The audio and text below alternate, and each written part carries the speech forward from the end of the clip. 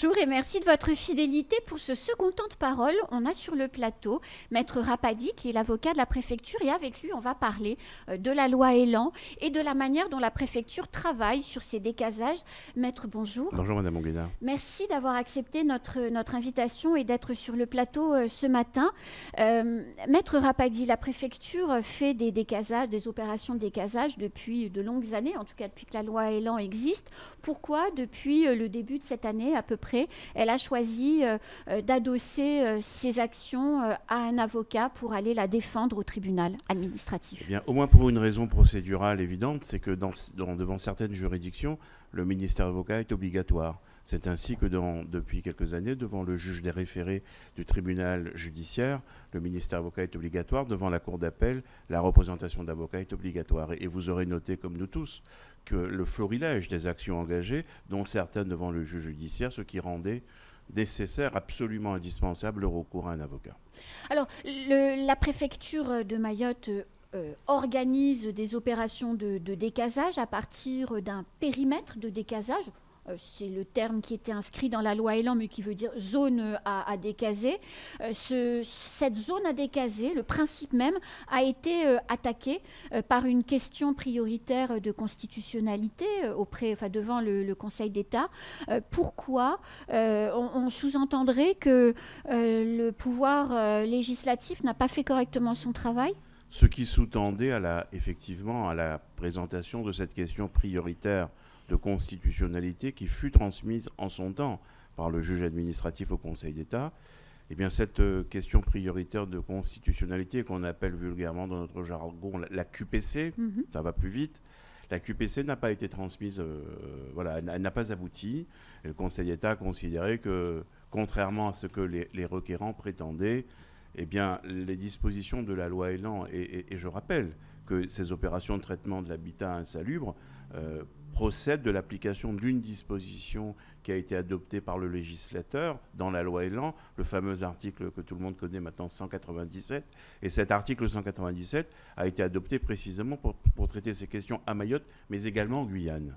Et nulle part autre ailleurs. Et nulle part autre. Dans l'esprit du législateur, cette disposition était une disposition devant répondre à un moment donné à des situations bien précises à Mayotte et en Guyane. Alors, est-ce à dire qu'à chaque fois que ces avocats finalement font des référés et que des décisions sont prises, y compris celle du Conseil d'État sur la QPC, on écrit de la jurisprudence pour toute la France à Mayotte? Alors, il faut savoir en toute chose raison garder, mais effectivement, la jurisprudence est en train de se créer.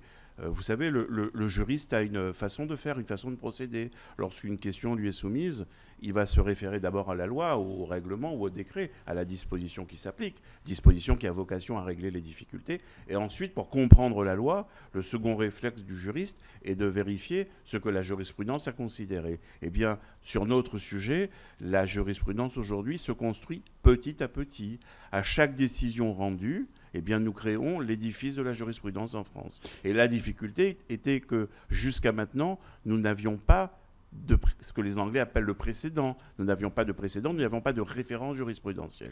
Et comme la Guyane n'a pas encore commencé ses opérations, ce qui est décidé à Mayotte fera aussi jurisprudence pour la Guyane au moment où elle passera sur ses opérations. Alors nécessairement, puisque déjà le Conseil d'État a été amené à rendre cet arrêt pour traiter de la question prioritaire de constitutionnalité. Et je pense qu'il est raisonnable de considérer que le moment venu en Guyane, lorsque cet article sera appliqué et que des recours seront exercés, il y a fort à parier que les avocats et les magistrats regarderont ce que la jurisprudence, ce que le tribunal administratif Réunion Mayotte a jugé, et le Conseil d'État derrière, mais sans oublier également l'arrêt de la Cour d'appel, car je vous rappelle que la Cour d'appel, la Chambre d'appel de Mamoudzou, a considéré que ces questions-là ne pouvaient être connues que par le juge administratif. Donc ça a fermé tout un pan de la jurisprudence. Oui, donc la jurisprudence se crée sur ces questions-là. Alors, il y a une question que tout le monde se pose. Ces derniers temps, il y a eu, et vous l'avez vous-même qualifié d'inflation juridictionnelle, il y a eu une augmentation significative du nombre de référés devant le tribunal administratif. Alors, on se demande tous, est-ce que ça veut dire que le préfet et ses services, pardonnez ma vulgarité, mais bossent mal ? Alors je vais démystifier tout de suite une fausse réalité. L'administration a très bien travaillé et ça n'est pas que son avocat qui le dit. Je vous invite tous et toutes à vérifier ce qui s'est passé.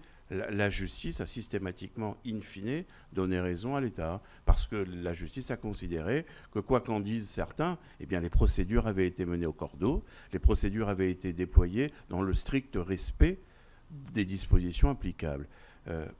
Et il faut le dire, donc les opérations...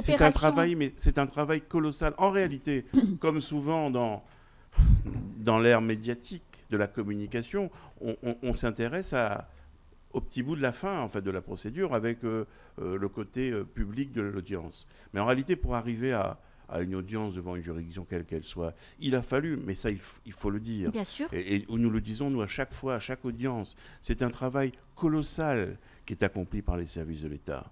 Car le préfet, quel qu'il soit, ne signe pas un arrêté préfectoral autorisant de telles opérations s'il n'y a pas eu au préalable un travail long, un travail méticuleux de déplacement sur les terrains, de recensement de toutes les familles qui y vivent, d'inventaire de toutes les constructions. Je dis bien, toutes les constructions qui font l'objet de ces arrêtés ont été en amont constatées, inventoriées, une liste a été dressée avec des références qui sont affectées pour chaque construction illégale. Donc et je vous prie de me croire, pour arriver à ce résultat, cela postule un travail dont on n'a pas idée. Tant qu'on n'a pas assisté, comme moi j'ai pu le faire, au comité de pilotage, pour s'apercevoir du travail mais considérable qui est réalisé. Et comme souvent, on s'intéresse au seul arrêté préfectoral qui fait l'objet des recours.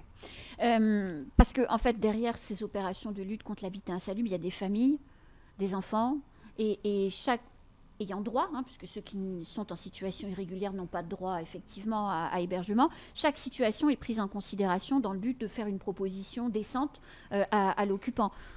Parce que c'est souvent ça qui est attaqué d'ailleurs au tribunal administratif. Mais vous avez raison, et comme je le disais, avant la prise de chaque arrêté préfectoral, il y a ce recensement des familles avec l'identification du nombre de personnes qui composent le foyer, des propositions d'hébergement leur sont adressées. Et je crois qu'il est nécessaire d'insister là-dessus parce que depuis le début des contentieux, on nous explique qu'il n'y a pas de proposition d'hébergement. Cela est faux, puisque je vous invite à relire les décisions rendues.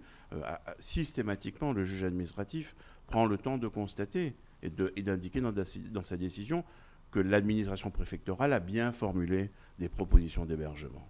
Et dans les dernières décisions, le juge administratif enjoint même à l'académie de procéder à l'inscription des familles nouvellement hébergées. Donc les droits des uns à l'école, les droits des uns et des autres sont complètement respectés.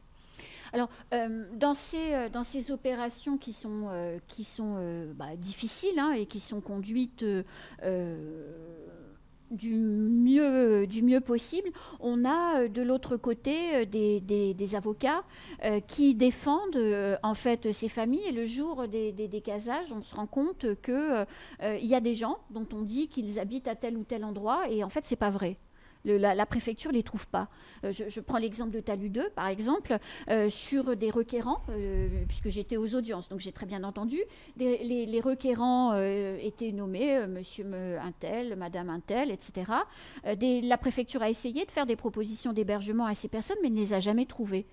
Alors, je confirme ce à quoi vous avez assisté, puisque nous-mêmes, dans le cadre, je vous le rappelle, de la procédure judiciaire devant la cour d'appel de Mamoudzou, nous avions rencontré cette difficulté lorsqu'il a fallu, après avoir interjeté appel de l'ordonnance rendue, signifier. C'est la loi, c'est le code de procédure civile. Il faut remettre une assignation. Vous savez, c'est cette convocation. Oui. Il faut remettre une assignation, non pas un groupe, mais individuellement. Et bien, nous n'avions pas en réalité l'adresse exacte de ces requérants-là.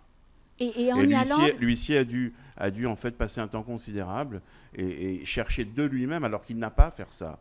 Mais voyez-vous, ce que je veux dire par là, c'est que contrairement à ce qui est dit, les droits des requérants ont toujours été respectés. Et il est heureux que la presse ait pu constater les stratégies déployées dans le cadre de ces procédures. Mais alors, est-ce à dire qu'il y a une volonté de nuire ? Enfin, quand on dit que des gens habitent à des endroits et qu'en fait ils n'y habitent pas, ce n'est pas des vrais requérants, ce n'est pas des vrais ayants droit.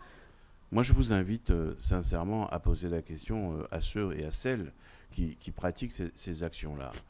Je voudrais véritablement rappeler à vos téléspectateurs, lorsqu'on engage une action en justice, le Code de procédure civile impose que l'on indique bien sûr son identité à tout le moins, mais également l'adresse à laquelle on réside. Et vous avez raison d'insister sur cette difficulté. C'est une difficulté qui a été rencontrée devant la Cour d'appel, mais bon, vous avez vu le sort réservé. La Cour d'appel a tranché, et grâce à l'huissier qui, mais mandaté par les services de l'État, a pu retrouver ces gens. Mais il a dû, pour ce faire, aller au-delà de ce que la loi lui impose, puisqu'il, n'ayant pas l'adresse exacte, il a dû mener une véritable enquête. À l'époque, c'était dans Talus 2. On tend vers, visiblement, le président du tribunal administratif l'a dit, on tend vers un retour un peu plus à la moyenne des référés sur les arrêtés préfectoraux. Cette hystérisation juridictionnelle, telle que vous l'avez qualifiée, elle était liée à une espèce de mouvement politique, selon vous, qui accompagnait le lancement de l'opération Wambouchou et qui a nui à l'opération, il faut bien le reconnaître. Lors de la première audience, un petit retour en arrière, lors de la première audience devant le juge des référés administratifs, nous avions assisté tous à cette hystérisation de la société. Tout le monde s'est emparé, la société entière s'est emparée de cette question-là. Et il est vrai que dans un premier temps, nous avons dû faire face à un nombre important de recours dans lesquels il a fallu défendre systématiquement dans le même trait de temps. Nous avons constaté, moi-même j'ai constaté effectivement une diminution petit à petit, quelque chose qui devient plus raisonnable dans l'articulation des voies de droit. Donc on revient à la norme. Tout à l'heure, je crois que vous allez intervenir sur le dossier de l'opération de décasage de Dzaoudzi, et puis ensuite les autres vont se succéder. Pourquoi systématiquement on attaque les référés pourquoi systématiquement on attaque les périmètres de décasage du préfet? On a l'impression que c'est systématique. Il y a un arrêté, paf, tout de suite derrière, il y a un référé. C'est bien une partie de mon propos à chaque audience, c'est de m'interroger sur les raisons qui peuvent conduire des requérants à saisir une juridiction quelle qu'elle soit, et finalement on s'aperçoit qu'au bout de la procédure, la justice finit par considérer que, n'en déplaise à certains, mais les dispositions applicables ont été respectées par le préfet. Ces requérants ont du mal à percevoir, selon vous, qu'ils sont occupants sans droit ni titre d'une parcelle, autrement dit des squatteurs? Alors moi, je ne peux pas sonder les cœurs et les reins, comme avait écrit l'auteur des requérants. Je constate simplement, et nous l'avons dit à chaque audience, qu'il n'y a pas de droit de propriété à invoquer dans ces procès-là. La jurisprudence, pour le coup, est fixée. Les requérants ne peuvent pas, à bon droit, invoquer la violation du droit de propriété, car précisément, c'est bien là où le bas blesse. Il n'y a pas de droit de propriété sur ces périmètres homogènes. Merci beaucoup, Maître Rapady, d'être venu et de nous avoir expliqué comment tout ça se déroulait, puis aussi nous rassurer sur le fait que les services de la préfecture font leur boulot correctement. Je vous le confirme et je le répète. Merci beaucoup. C'est la fin de ce temps de parole. Tout de suite, la suite de nos programmes.